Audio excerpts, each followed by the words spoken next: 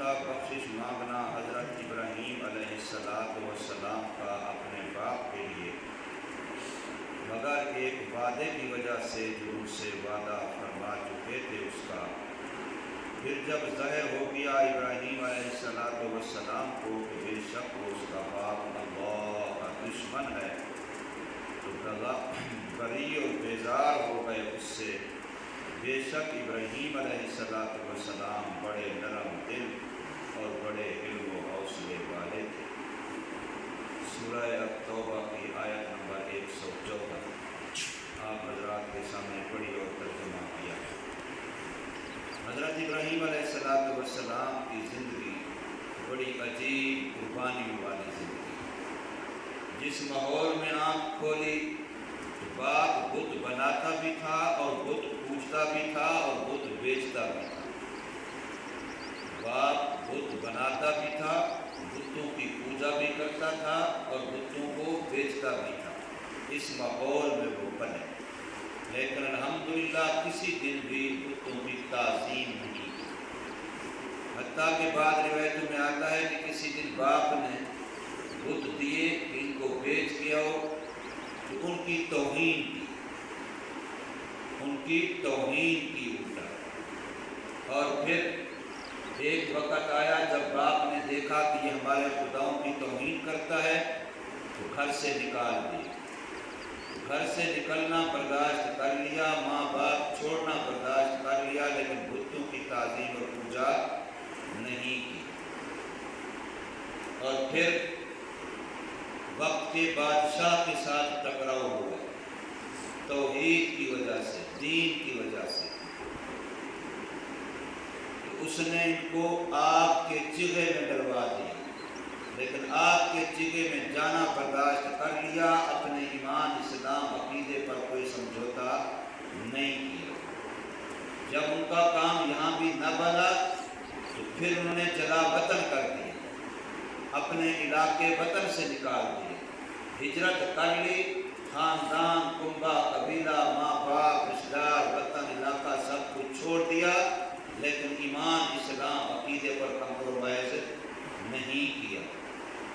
پھر ایک وقت آیا جب اللہ پاک کی طرف سے حکم ہوا کہ اپنے نوزائیدہ معصوم بچہ جو 90 سال سے بڑی عمر کے بعد پہلا بچہ اللہ پاک نے دیا، کہ اس بچے کو، اس کی ماں کو جنگل بیابان بے وادٍ غیر ذی زرع اس کے اندر وہاں چھوڑ کے آ جاؤ۔ وہ بھی کر گزرے، اس کو بھی چھوڑ دیا، اپنے ایمان اسلام یا اللہ کے حکم کی نافرمانی نہیں کی۔ اولاد کتنا پیاری ہوتی ہے اور اکلوتی اولاد ہے۔ پھر عورت ذات بیوی کو، اپنی عزت کو، جس کے لیے بندہ جان دے دیتا ہے، اس کو ایسے جنگل میں چھوڑ دے، لیکن سب کچھ کیا، اللہ کے حکم کو پورا کیا۔ پھر یہی بچہ جب 13، 14، 15 سال کی عمر کو پہنچا، قرآن کہتا ہے فَلَمَّا بَلَغَ مَعَهُ السَّعْيُ، اتنی عمر کو پہنچا کہ اب باپ کا دست بازو بن سکتا تھا، کام کاج محنت مزدوری کے قابل بن سکتا تھا۔ اب اللہ کی طرف سے حکم آیا کہ اپنے اسی بچے کو اپنے ہاتھ سے خود ذبح کرو، اس کے لیے بھی تیار ہو۔ چھری رکھ بھی دی، چھری اپنے گمان میں چلا بھی دی۔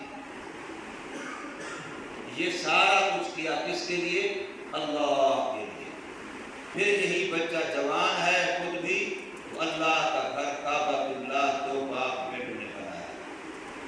اتنی بڑی بات ہے، آج مسجد بنانا مشکل ہے، ایک گھر ایک آدمی کا، اس وقت اسباب ہی نہیں تھے، لیکن اکیلے 2 باپ بیٹوں نے کعبۃ اللہ، عام مسجد نہیں، اللہ کا گھر کعبۃ اللہ بنایا۔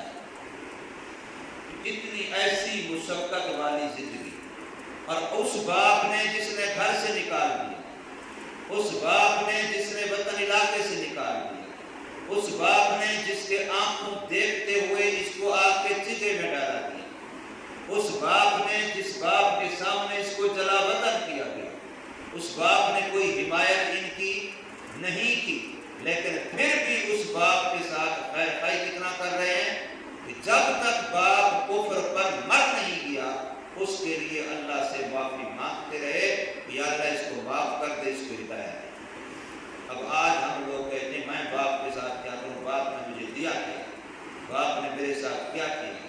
یہ باپ کا ادب ذرا دیکھیں کہ وہ باپ جو گھر سے نکال رہا ہے، وہ باپ جس کی آنکھوں کے سامنے بیٹے کو آگ کے چولہے میں ڈالا جا رہا ہے، پھر بھی باپ حمایت نہیں کرتا۔ جب باپ کے سامنے بیٹے کو جلا وطن کیا جا رہا ہے، پھر بھی باپ حمایت نہیں کرتا۔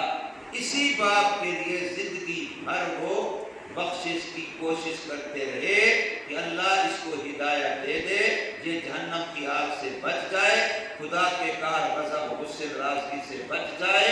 ساری زندگی ابراہیم علیہ السلام اس میں رہے،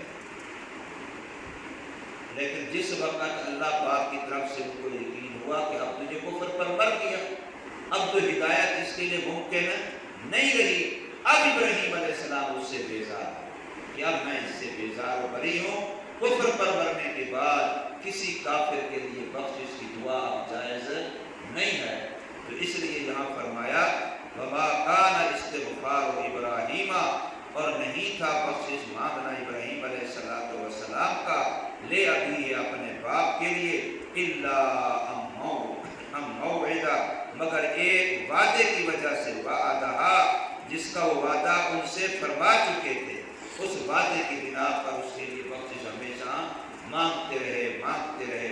فَلَمَّا تَبَيَّنَ لَهُ، پھر جب خوب واضح ہو گیا، اچھی طرح سے کھل گیا ابراہیم علیہ السلام کے سامنے کہ أَنَّهُ عَدُوٌّ لِلَّهِ، کہ بے شک وہ تو اللہ کا دشمن ہو کے بنا ہے، اللہ کا دشمن ہے، پھر چاہے باپ ہے، چاہے بھائی ہے، چاہے بیٹا ہے، چاہے بیٹی ہے، چاہے بیوی ہے، پھر اس سے ہمارا کوئی تعلق نہیں۔ اللہ نے نوح علیہ السلام سے فرمایا کہ وہ تیرا بیٹا ہی نہیں ہے، یا اللہ میرے نطفے سے پیدا ہوا، میری بیوی کا دودھ پیا، میری بیوی کے پتن سے پیدا ہوا، میرا بیٹا ہے۔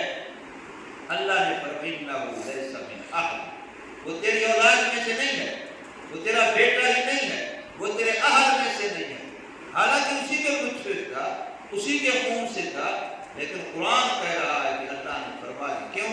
إِنَّهُ عَمَلٌ غَيْرُ صَالِحٍ، اس لیے کہ تیرا دین اس کی مزاج طبیعت ماننے میں نہیں آیا، نہ ایمان ہے نہ اعمال صالح۔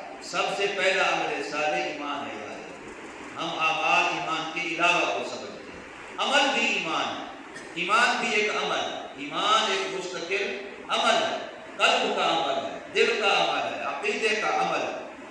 عمل صالح کی بنیاد بھی ہے اور خود بھی بہت بڑا نیک عمل ہے ایمان لانا۔ تو ابراہیم علیہ السلام کو جب پتہ چل گیا کہ اب یہ اللہ کا دشمن اللہ کی دشمنی پہ مر گیا، اب اس کے لیے ایمان لانا ہدایت ممکن ہے نہیں، تبرأ منہ، تو ان سے بیزاری اور برات کا اعلان کر دیا، اب میرا ان کا کوئی تعلق نہیں ہے۔ ان ابراہیم، بے شک ابراہیم علیہ السلام، لأواہ، بڑے نرم تھے، حلیم، بڑے حوصلے والے تھے۔ اب بتائیں ہمیں کیا حکم ہے؟ ہمیں حکم ہے کہ تم ابراہیم علیہ السلام کی ملت کی پیروی کرو، واتبع ملت ابراہیم حنیفا۔ ہمارے نبی صلی اللہ علیہ وسلم کو جب حکم ہے تو پھر ہمیں بچنے کے اولا حکم ہے۔ تو جیسے ابراہیم علیہ السلام کی خاص صفت نرم دل، خاص صفت حلم و حوصلہ، تو ہمیں بھی چاہیے کہ ہم ان صفات کو اپنے اندر پیدا کریں۔ اللہ تبارک و تعالی ہمیں عمل کی توفیق دے۔